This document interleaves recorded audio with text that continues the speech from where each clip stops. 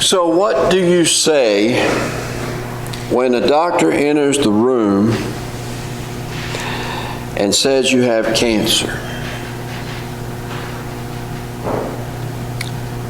What if he says you have 3 weeks to live? Well, families all have to face that issue at some point. And if you haven't heard those words specifically, I'm sure you've heard someone, or you know someone who has heard those words. And that's a point for many where their faith comes into question. I mean, how is it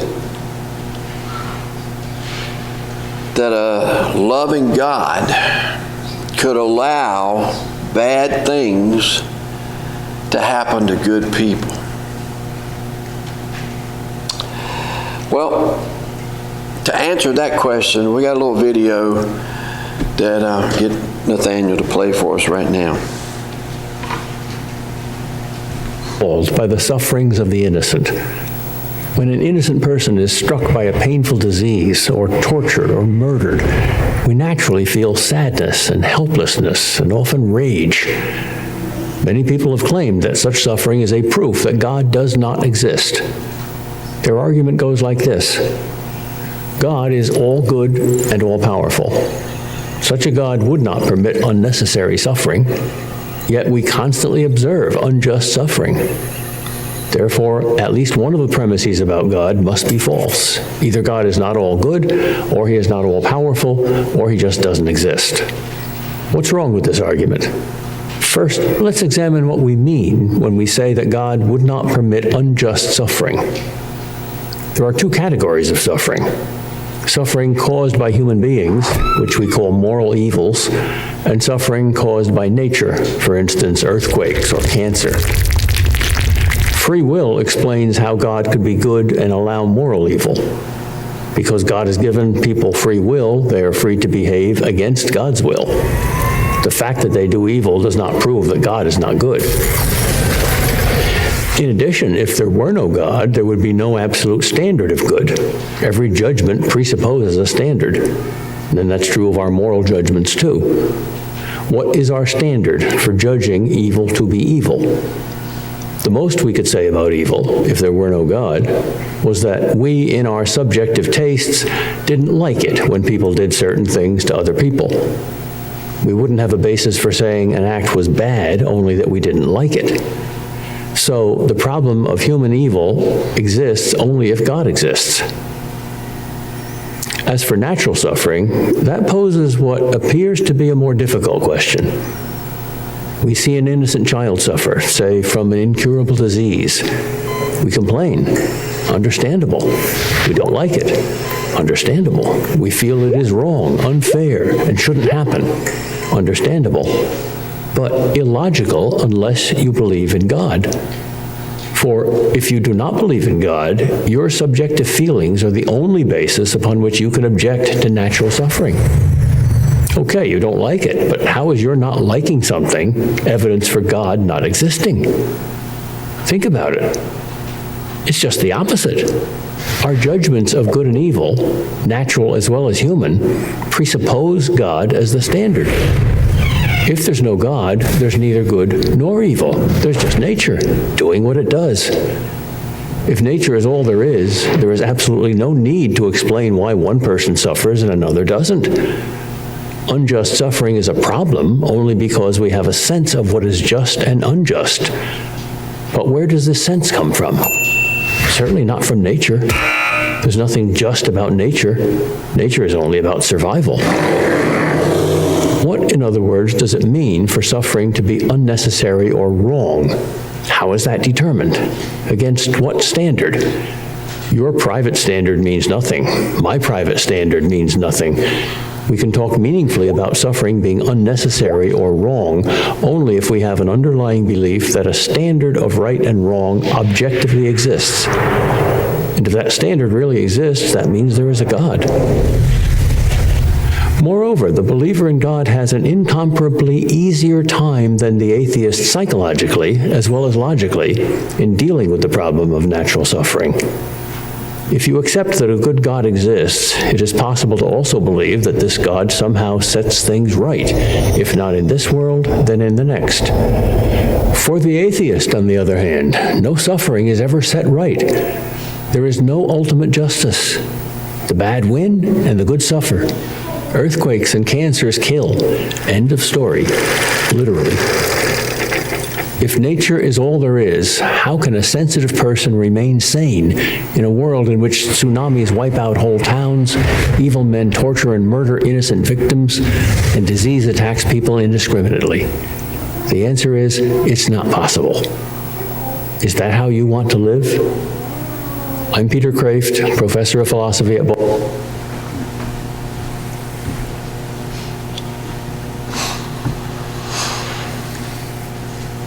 So Hebrews 11:32 through 35 says this, "And what more shall I say? For time will fail me to tell of Gideon and Barak and Samson and Jephthah, and of Daniel and Samuel and the prophets, who through faith conquered kingdoms, enforced justice, obtained promises, stopped the mouths of lions, quenched the power of fire, escaped the edge of the sword, were made strong out of weakness, became mighty in war, put forth armies in flight. Women received back their dead by resurrection. Some were tortured, refusing to accept release so that they might rise again to a better life." Well, we talk about this evil, the suffering, man-made and nature-made. And we have to think about it. We all face difficulties in our families. Sicknesses enter into our families and affects not just the sick person, but the whole family. And sometimes it seems like things just keep piling in one on top of another. And when that happens, we might say the roof caved in. That can be very terrifying, but there is hope. Go with me to 1 Kings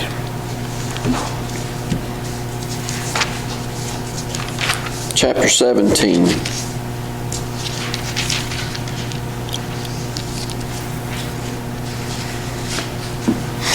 We're going to read 17 through 24.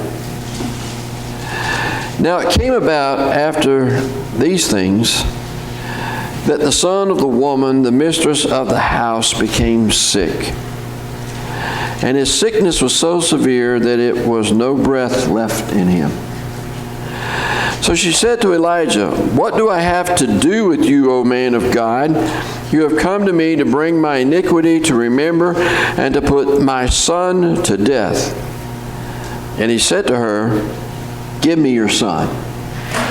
Then he took him from her bosom and carried him up to the upper room where he was living and laid him in his own bed. And he called to the Lord and said, "O Lord, my God, have you also brought calamity to the widow with whom I am staying by causing her son to die?" Then he stretched himself upon the child 3 times and called to the Lord and said, "O Lord my God, I pray you, let this child's life return to him." And the Lord heard the voice of Elijah, and the life of the child returned to him, and he revived. And Elijah took the child and brought him down from the upper room into the house and gave him to his mother. And Elijah said, "See, your son is alive." Then the woman said to Elijah, "Now I know that you are a man of God, and that the word of the Lord in your mouth is truth." Okay, so we've got this story. The widow of Zarephath. Remember, this widow, her husband has died when Elijah appears already. the widow and the son have enough flour and oil to make one piece of bread, and then they're going to die. And Elijah said, make me a cake of bread first. Well, she's going to die anyway. Go ahead and make him a cake of bread. Let him have it. But his promise was, you make me one first, your oil will not run out. Your oil and your flour will not run out. And the promise was true. And it didn't, because this was the time of the famine, when Elijah had been to Ahab and said, it's not going to rain until I say so. And so the woman is taken care of. And so we don't know how long Elijah has been there,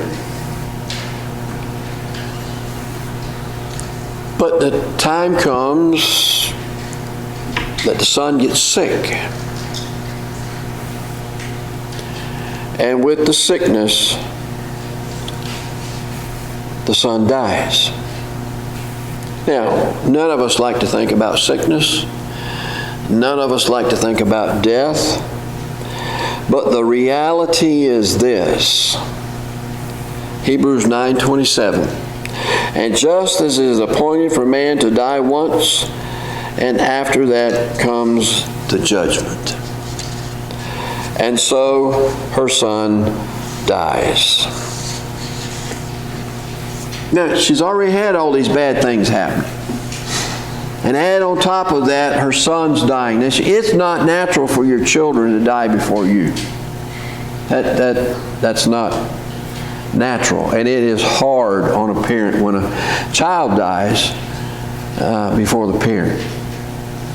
But death is hard anytime, isn't it? We don't like to think about it. We don't like to deal with it. And so in her frustration, in her anger, in verse 18 in our text, she lashes out, what do you have against me, O man of God? Why did you come here to punish me for my sins? Why did you come here to save us at one point and then let my son die at another point? Why did you do that? And notice all her comments are directed directly to Elijah. But aren't they the same kind of questions we ask of God today? Why do you allow this to happen to me? Does God really care about me? Would a loving God really let these things happen? Is God really there? Well, if He is, why didn't He do something? We ask those questions. I've heard them more than one time. And I don't think there's a problem with asking God questions. The problem comes when we begin to doubt God even exists. That's the problem.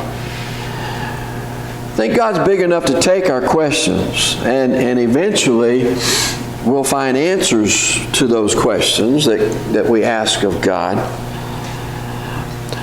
But what we need to think about is this. Grief. Grief does strange things to us. Grief causes us to ask those questions.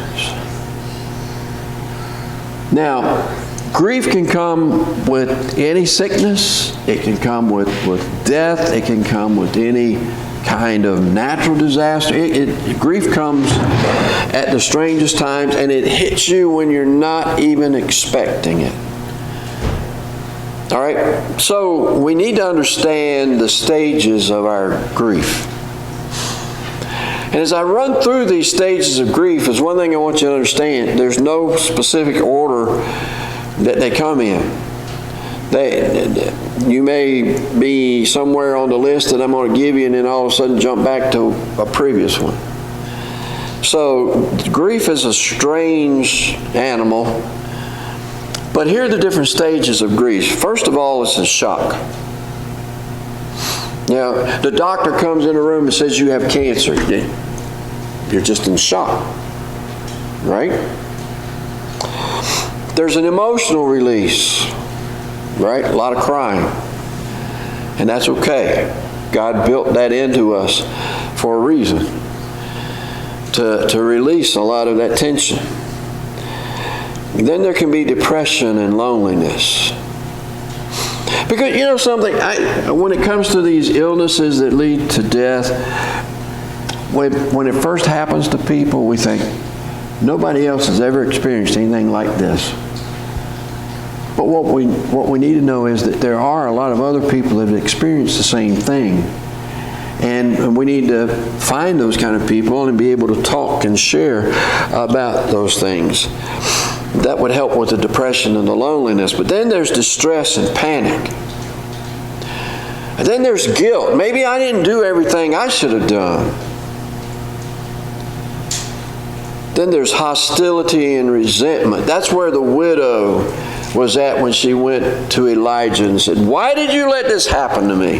Why are you punishing me? Why did you let my son die?" She's in that hostility and resentment. And finally, there's the struggle to get back to our usual activities. Now, looking at that list, like I said, you may be all the way down to the hostility and resentment and jump back up into one of these other things as you work through it before you finally get to that struggle to return to unusual activity.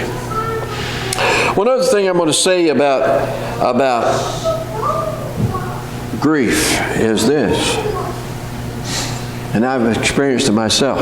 There may be an anniversary, like a birthday of the person that died, and maybe you wake up in the morning and you've not even thought about it consciously, but your subconscious knows it. And you have a terrible day all day long, and you can't figure out why you're having such a bad day.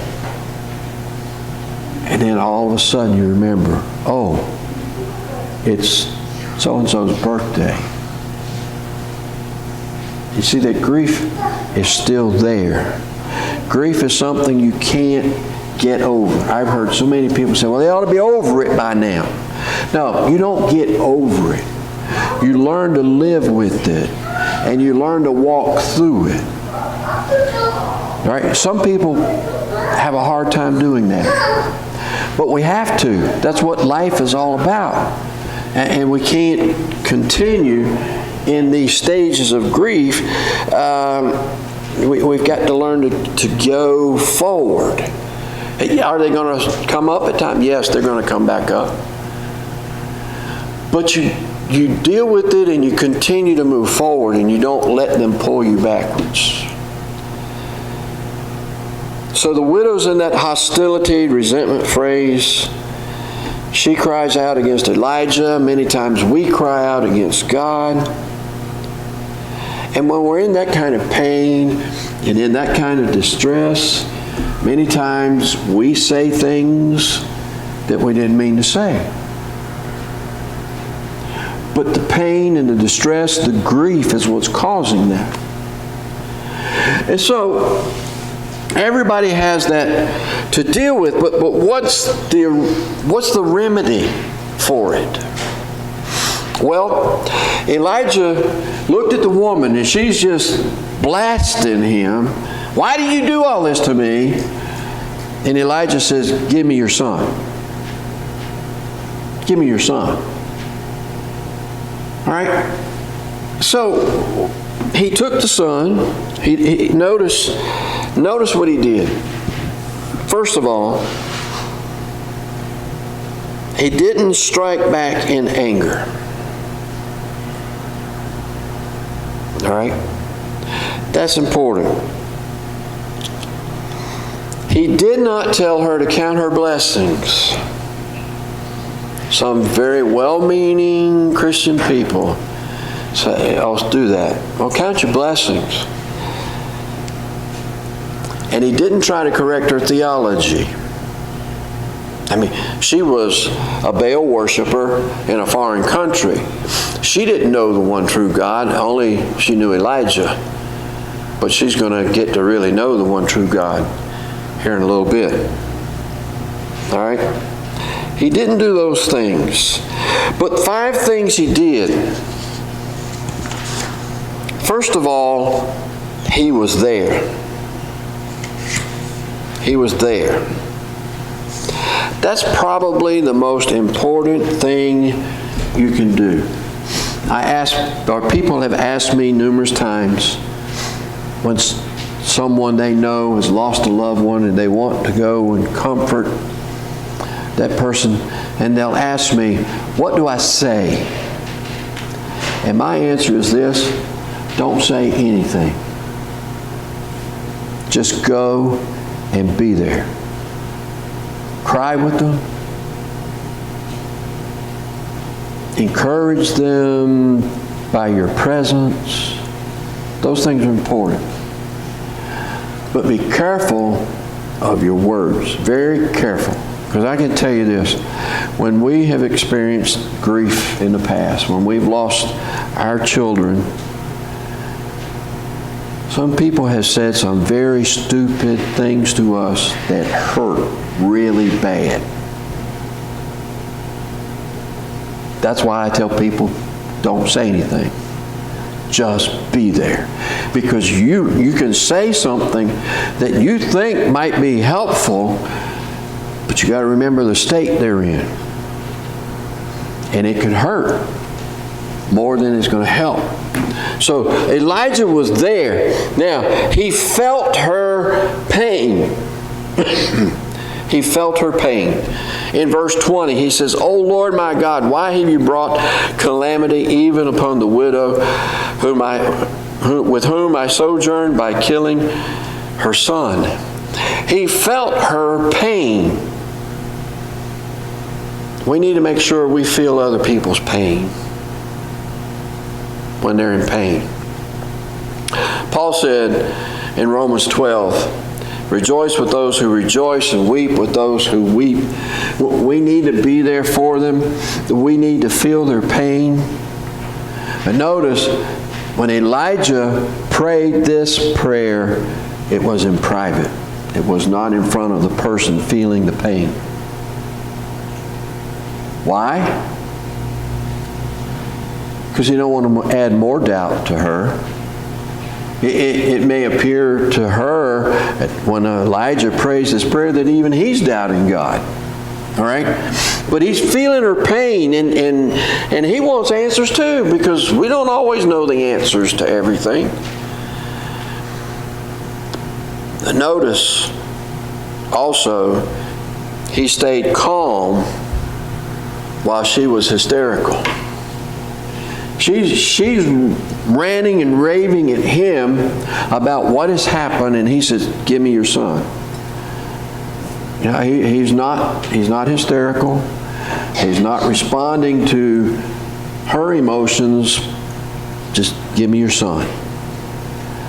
And he carried the son upstairs to his room and put him on his bed. So what did he do? He did what he could. He did what he could. He took the son upstairs, put him on his bed. You know, we need to take care of things that help families when they're in this kind of stress. Okay, you go to a family's home and they're all mourning about the death of a loved one. Their mind's all on this and all on the funeral and all the things that got to transpire after the funeral and all that goes through with that. You know, things in the house might be undone. The dishes might not be washed. The clothes might need to be washed. There are a number of issues that you got to keep the house going that we could jump in and help out with. And those kind of things would mean a lot when people will remember. Oh, I remember so-and-so came in my time of need, and this is what they did to help out. And they don't forget those kind of things. They'll forget all the words you said, unless they're really hurtful. But they'll remember the things you did to help out. And that's important. Do what we can do. And then he went to God on her behalf. The child is laying on the bed, and Elijah stretches out over this child 3 times. Now, I want you to notice something. Under Old Testament law, you weren't supposed to touch a dead body. Elijah's already taken the boy from her. Now he puts him on his own bed, and he stretches out over him 3 times, praying 3 times for God to restore life to this boy. He's willing to make himself unclean to help this family. So many times we are so involved in ourselves we can't think about what we can do to help. But the most important thing we can do to help is pray. And so Elijah went to the source of power, the source that could restore the life into this child. And he prayed for the child to be resurrected. Now, when we're faced with impossible situations, remember Matthew 19:26. With man this is impossible, but with God all things are possible. God can do things. We just have to believe that He can. So, when you're faced with death or any other impossible situation, don't forget to pray. So what was the result of what Elijah did? Well, first of all, strength was gained. The woman said, "Now I know you are a man of God." Right? And the word of the Lord is in your mouth and is truth. So her faith in God is becoming much stronger. Elijah strengthened in his faith. And now he's ready to tackle the next big assignment, taking on the prophets of Baal and Asherah at Mount Carmel. But also rewards were received. Romans 8:28 says, "And we know that for those who love God, all things work together for good, for those who are called according to His purpose." And in this woman's case, her son was returned to her. Now, that's not going to happen always. In fact, it's very rare that would happen. It happened here. Jesus raised the widow of Nain's son when he died. But today we don't see those kind of things happening. And so here's our question. Why do these things happen? And what am I going to gain from it? I remember when Kara's twin died so clearly, coming out of that newborn intensive care and hitting those doors as hard as I could hit them. I mean, I slammed onto those doors, knocked them back against the wall, made terrible racket. And my question was, why, God, why?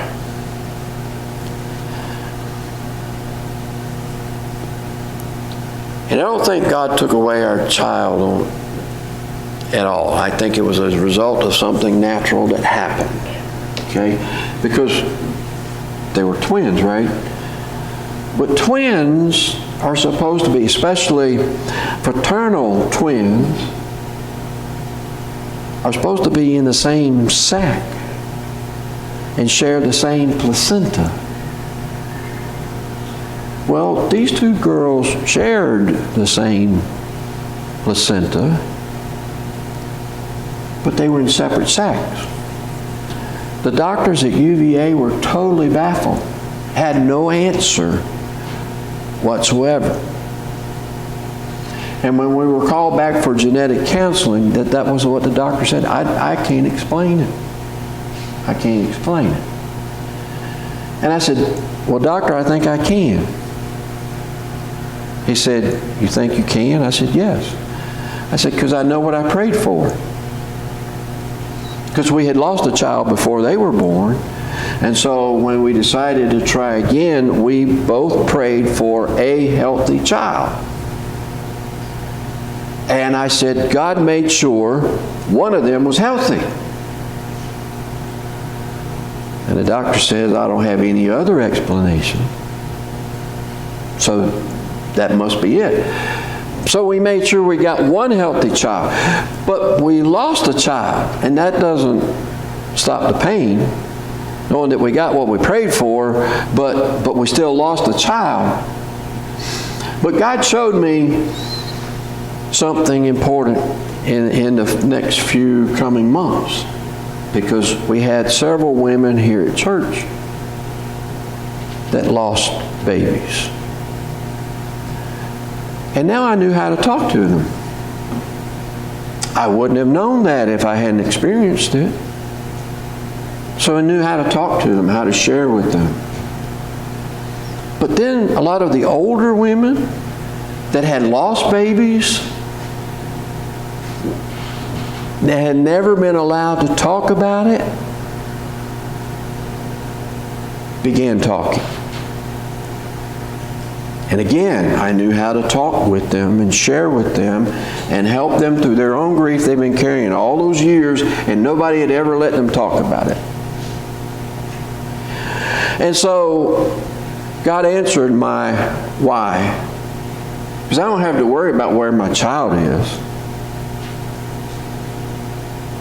But God helped me to be able to help other people in their grief and in their situations. Prayer, not going to bring somebody back to life, but it's going to help us in our dependence on God and understanding and waiting and watching when God opens those doors to show us what He has in store for us. It's like this old poem. I know you've heard it many times before. I'm going to share it with you again. In the deepest sleep, one night I dreamed that on the beach I walked. God was by my side each step, and quietly we talked. Then on the sky my life was flashed, the visions all serene. 2 sets of footprints in the sand were there in every scene. But then I noticed in some scenes of suffering, pain, and strife, just a single set of footprints at the worst times of my life. God, you said you'd be by my side in good times and in bad. Why then did you leave me each time my life was sad? My precious child, God answered me, when your life had pain, I knew the single set of footprints were the times that I carried you. So a lot of times we think God's not there, but He is. And He's carrying us through those very difficult situations. And that's why I don't understand families that don't know God. How are they equipped to deal with those situations? I really don't have an answer. But some people say, well, the faith, things didn't turn out right. Well, let me explain faith to you this way. Faith is not about everything turning out okay. Faith is about being okay no matter how things turn out. So we have to remember, God is always with us, He's always by our side. He's always on our side. God wants the best for us. But remember, we live in a fallen world. Sin has messed up the earth itself. It's messed up us. And things happen. Not God's fault. It's not anybody's fault. Other than the fact sin exists in the world and bad things happen to good people as well. But that's why we need God. Because when we know we have God on our side, we know there's something better. I said, I don't have to worry about where my child is. I know. Our children that have passed on already are in heaven. The Lord's taking care of them. I don't have to worry about them.